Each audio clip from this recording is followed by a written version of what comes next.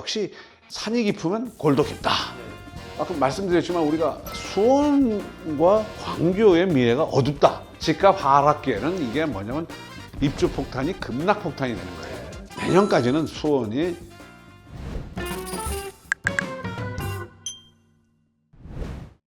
지금 뭐 부동산 시장이 어찌 됐건 뭐 여기저기서 뭐 이렇게 뭐 좋지 않은 소식들이 많이 들려오고 있는데, 지금 이제 경기도의 이제 가장 대표 도시하면 역시 이제 수원. 수원 중에서도 대표 지역은 영통. 영통. 예, 과거부터. 그래서 영통 지역이 이제 뭐 지금 광교 신도시라고 하는 곳이 최고 인기 지역이라고 할까? 그렇죠. 예, 이렇게 지금 떠올랐지 않습니까? 근데 지금 요즘 집값이 여기도 지금 심상치 않은 지금 뭐 그런 것 같아요, 지금. 예. 경기도 최고 화제가 수원 강구 아파트 7억 하락했다. 7억이요. 예. 이거는 그래서 그러니까 워낙 잘 나가던 동네. 그렇죠. 예. 여기 서울의 7억하고 좀 달라요. 거의 뭐 그냥 수원의 강남 뭐 이렇게 수원의 지금 강남이죠. 예. 두 배로 뛰었던 강교 집주인들의 대혼란, 줄줄이 하락하고 있다. 강교 집값 속수무책이다. 이 얘기가 나오고 있죠. 수원 작년에 예. 33%가 올랐어요. 그리고 사실은 8월 달까지는 KB 변동률 보면 상승세였어요. 그러네요. 예. 그러다가 그렇게 9월 달부터 지금 이제 불과 한 달 사이에 예, 예. 지금 이제 조금 약세로 돌아서는. 그리고 과천하고 비교하면 과천은 작년에 16% 올랐어요. 예. 그러니까 그 상승을 주도했던 데가 광교예요. 수원에. 그 중에서 아까 지금 대표 아파트가 뭐냐면 예. 44평형인데 이게 광교 중흥 S 클래스예요. 클래스예요. 작년 6월 달에 27억에 팔렸어요. 이거 뭐 거의 뭐 서울 강남급이네요. 예. 예. 그러다가 최근에 20억에 팔렸어요. 그러니까 7억 하락설이 나오는 거예요. 실제로 이제 실거래가로 증명이 예. 되네요. 근데 물론 좀 다르죠. 왜냐하면 그때 27억에 팔린 물건은 로얄층 로얄급. 예. 5월에 20억에 팔린 거는 비로얄층이라는 뭐 층수는 좋아요. 예, 층수는 좀 좋죠. 좋은데 뭐 동이 이제 뭐냐면 호수 조망권이 예, 아니었다는 그렇죠. 거예요. 예. 근데 여기 이제 주장하는 게 광교 호수 조망은 예. 반포대장 아라파학보다 예. 뭐 좋다. 뭐 이런 어디가 더 좋을까? 글쎄, 저거. 아니 뭐 옆에서 이제 호수만 바라보는 그 예. 조망권만 생각하면 그렇죠. 광교라는 데가 예. 호수가 있어요. 옛날에 원천유원지였죠. 이게. 그렇죠. 예. 여기 있는데 요 옆에 강교 S클래스 예. 이게 다 붙어 있습니다. 다 붙어 있어. 그 중에서 근데 지금도 보면 예. 이 좋은 매물은 그러네요. 예. 지금도 뭐 27억, 30억. 27억, 30억 나와 있더라고요. 야, 정말. 근데 어쨌든 이래도 거래가 되는 거는 저가 매물이니까 그런 얘기가 나오는 것 같아요. 네. 기자들은 너무 로얄층하고 비로얄층을 비교하는 거 아니냐. 예. 뭐 이런 얘기를 하지만 실제로 거래되는 걸 기준으로 하면 뭐 그게 트렌드로 로얄층 보여요. 안 팔리면 그만인 거 아닙니까? 네. 예. 그리고 실제 35평형도 보면 예. 뭐 추세는 맞는 것 같아요. 좀 하락 비슷하네요. 추세. 예. 떨어지고 있습니다. 그다음에 그 옆에 있는 호반 서밋 예. 또 보면 떨어지고 있고 전세 가격이 떨어지고 있어요. 네. 강거 호반 베르디움도 보면 쭉 뭐 한 9억을 넘었다가 예. 한 7억 7억 언저리까지. 언저리까지. 떨어졌네요. 그중에서 일부는 비정상 거래가 가족 간 거래일 수 있겠지만 예. 저게 다 가족 간 거래는 아니에요. 그렇겠죠. 예. 그러니까 보니까 강교가 지금 역시 산이 깊으면 골도 깊다. 예.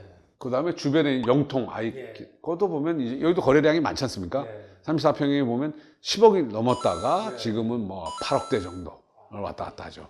저게 뭐 비율을 이렇게 따질 수 있는 게 아니라 기본적으로 급히 올라갔다 떨어지고 있는 그게 확인이 되는 거죠. 근데 실제로 그러면 자 얼마나 떨어졌느냐? 예.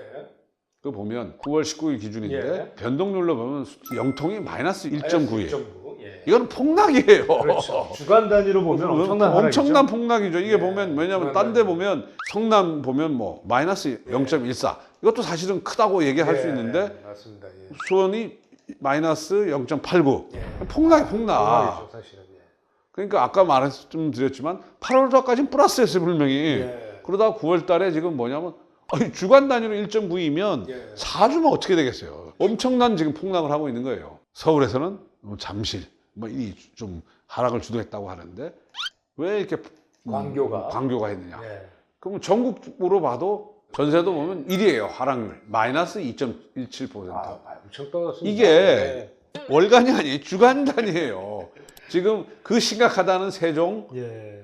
그 심각하다는 대구를 뛰어넘고 그다음에 수원 영통만 있는 게 수월 8달도 지금 마찬가지입니다. 많이 떨어졌습니다. 빅5에 들어가요. 이게 작년에는 전국 상승률 1위로서 거의 1, 2위로서 눈길을 끌었는데 지금은 이제 하락률 1위로서 지금 와 이거 롤러코스터예요. 그다음에 뭐냐 그 힐스테이트 영통 전용 84가 5억대 전세 물건이 시장에 나왔다고 하는데 이건 작년에 2월에 9억 6,500까지 올랐다는 전세 물건이 거의 전세가 반토막 났다는 거예요.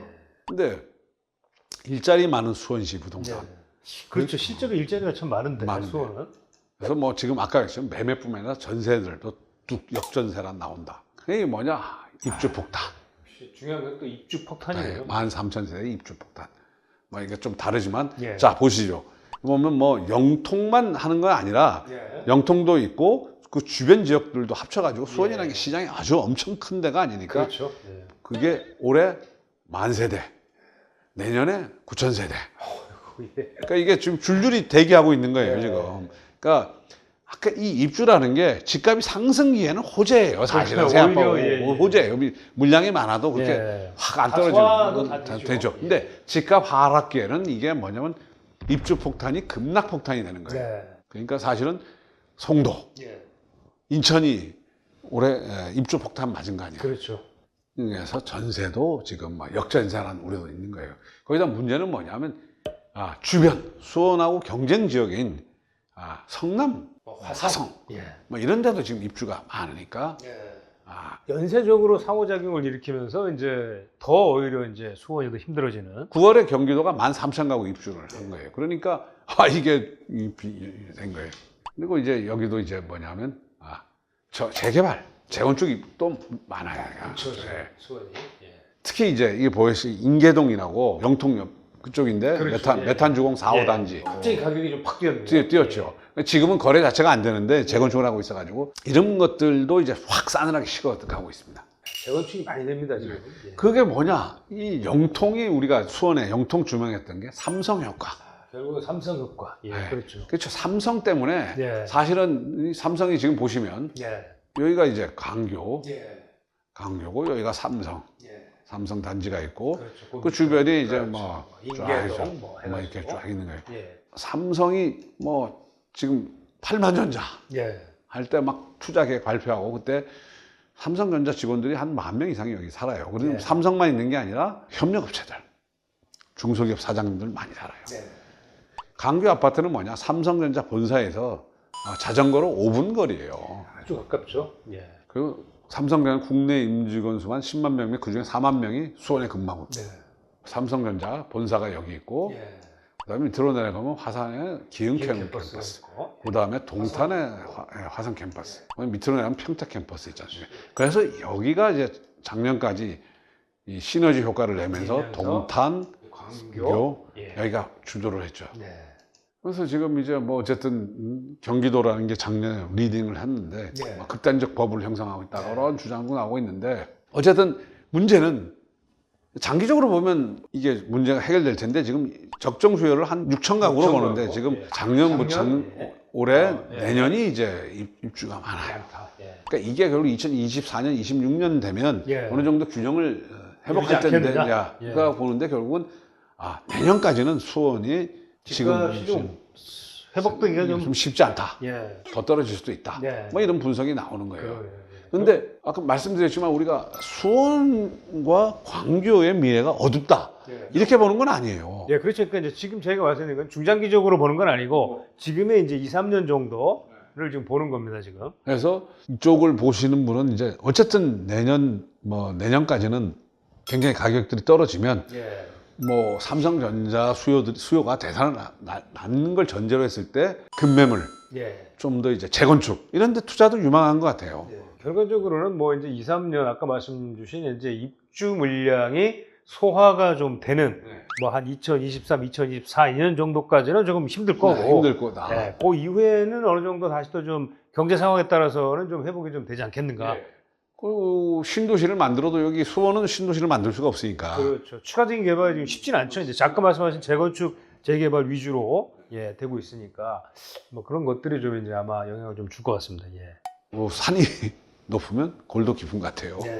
그러니까 오히려 지금은 좀 뭐 그동안 좀 급하게 올랐던 부분들이 좀 조정을 받고 조정을 좀 받으면서 다시 좀 어떻게 보면 좀 회복의 발판을 마련할 수 있는 뭐 그런 시장으로 좀 흘러가지 네. 않을까. 예. 뭐 이렇게 좀 봐야 될 것 같네요. 예.